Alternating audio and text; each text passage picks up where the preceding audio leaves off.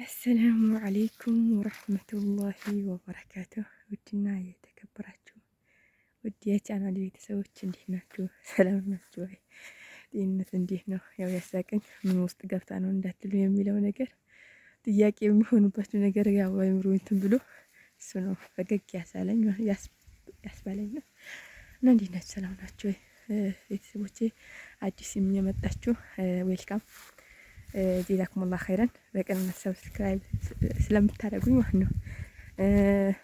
እና ማበረታቱኝ ሌሎቻችሁም ሰብስክራይብ፣ ላይክ፣ ሼር አድርጉልኝ። እንግዲህ አሳድጉኝ ነው ቢያንስ 1000 እንትኑ ላይቭ እንድገባ 1000 ሰብስክራይብ እንደምብልም ብላችሁ ያላችሁትን ማለት ነው ሼር እያደረጋችሁኝ ከፍ አድርጉኝ ማለት ነው በቅንነት። እና ዛሬ ያለሁት አማቶች ቤት ነው።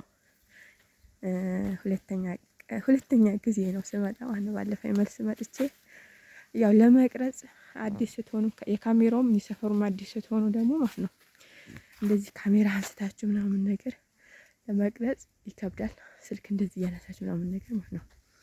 እና ሁለተኛ ደግሞ ዝያራ ስመጣ ጓሯቸው በጣም ስለሚያምር ማሻላ ያው ያለውም አለ ወደኛ ሀገር ወደ መስቃም ማለት ነው እንደዚህ አይነት እንሰቶች አሁን ባላቅም፣ ምክንያቱም ያው ዘየር አድርጌው ነው የወጣሁት የቡታጀራ ወይም በትውልድ ሀገሬ ማለት ነው።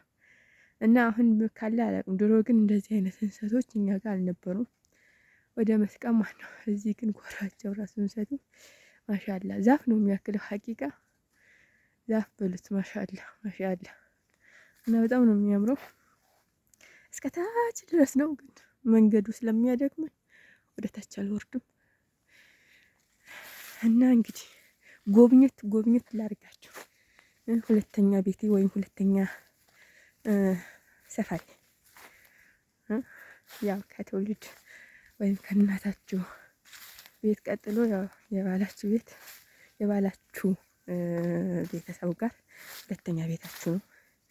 እና ሁለተኛ ቤቴ ልበላችሁ እና ማሻአላ እያላችሁ እንሰቶቹ እነዚህ ደግሞ ያው ስጠይቅ ማለት ነው። ምክንያቱም አዲስ ነው የሆነብኝ እኔ ወደ ከኛ ጋር እንደዚህ ሲያረጉ ስለማላውቅ ማለት ነው። እንደዚህ ለምንድን ነው ተቆረጠ ብዬ ስጠይቅ በአዲስ መልኩ እንደዚህ እንዳለ ተነቅሎ ማለት ነው ሌላ ቦታ እንደ ባለፈ ተነቅሎ የተፋቀበት ቦታ ማለት ነው የተነቀለበት ቦታ እነዚህ ተነቅሎ እዛ ይወሰዳሉ ማለት ነው። ከዛ ሽላ ነው በአማርኛ ምን እንደሚባል ባላውቅም ግን ሽላ ነው የሚባለው ማለት መጨረሻ የሚያወጣው የቡላ የሚያወጣው ሲደርስ ወይም መፋቃ ሰዓት እስከሚደርስ ድረስ እነዚህ ሁሉ ተነቅለው ያው በዛ ቦታ ይተከላሉ ማለት ነው በድጋሚ። እና ማሻአላ እኛ ጋር ግን እንደዚህ አላየሁም ማለት በቃ በሱም አሁን እንደተተከለ ነው በቃ መፋቂያው ሰዓት ሲደርስ ነው የሚነቀለው። እነዚህ ግን በአዲስ ተነቅለው ቦታ ይቀየርላቸዋል ማለት ነው። ግን አድካሚ ነው ወላሂ ያ አላህ። ቆጮ ሲባል ስሙ ቀላል ይመስላል፣ ስራውን ግን እንደዚህ ይሄ ለመንቀል ወንዶች ምናምን ለመትከል ቦታ መቀያየር ምናምን ወንዶች ነው። ግን ከሲፋቅ ራሱ የሴቶቹ ጉልበት ነው የሚጨርሰው። ሀቂቃ የእናቶቹ ጉልበት ነው የሚጨርሰው። እንደሚበላው ወይም እንደሰው አይደለም። ቁጩ ቀላል ተደርጎ እንትን እንደሚባለው አይደለም ስራው። ሀቂቃ በጣም አድካሚ ነው።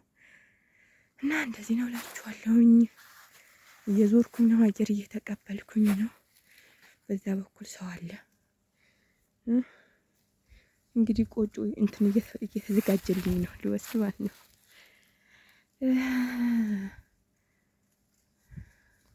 ምን ላሳያችሁ? ምንም የለም ሀላስ።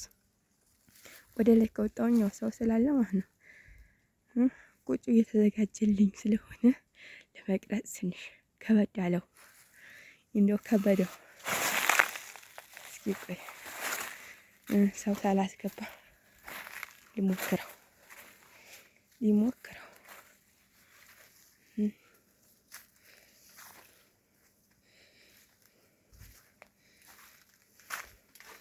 ይሄ አያችሁታል?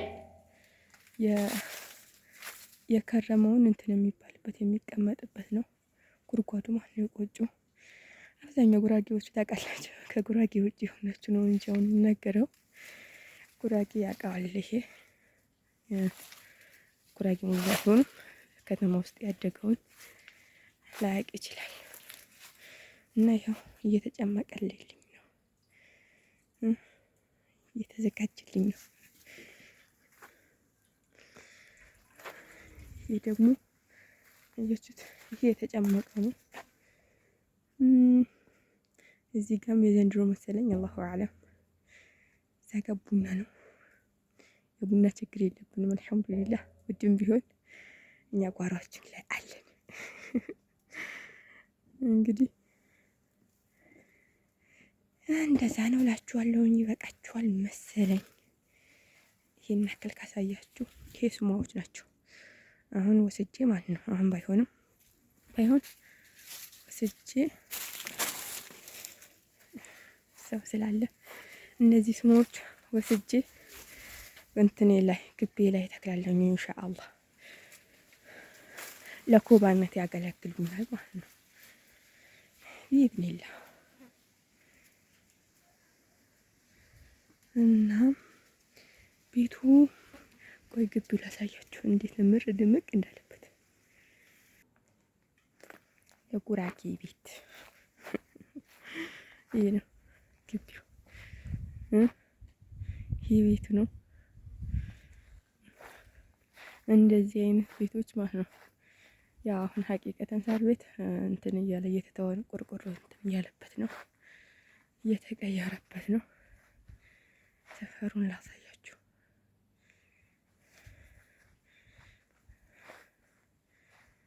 አያምርም? ባለ ግቢው ፊት ለፊት ለመሆኑ እኮ ፈርቼ ነው ስልክ እንደዚህ እየቀረጥኩ ነው። ያስፈራል ሀቂቃ። ደግሞ ድፍረት ያሁን ስራሱ ደፋር ነኝ አይደል? እዚያ በኩል ሆኜ ማለት ነው። ቆዩም እንትን ሳር ቤት ላሳያችሁ። የጉራጌ ቤት እንደዚህ ምር ያለበት ነው በሳር ቤት ማለት ነው። አይናውጣ ይለዋል። ይሄን በቃ ይበቃችኋል ውዶቼ። እስከዚህ ድረስ ካሳየኋችሁ ማለት ነው። እና በቅንነት ቤተሰብ አድርጉኝ። መልካም ቀን ይሁንላችሁ። ሰላም አለይኩም ወራህመቱላሂ ወበረካቱ።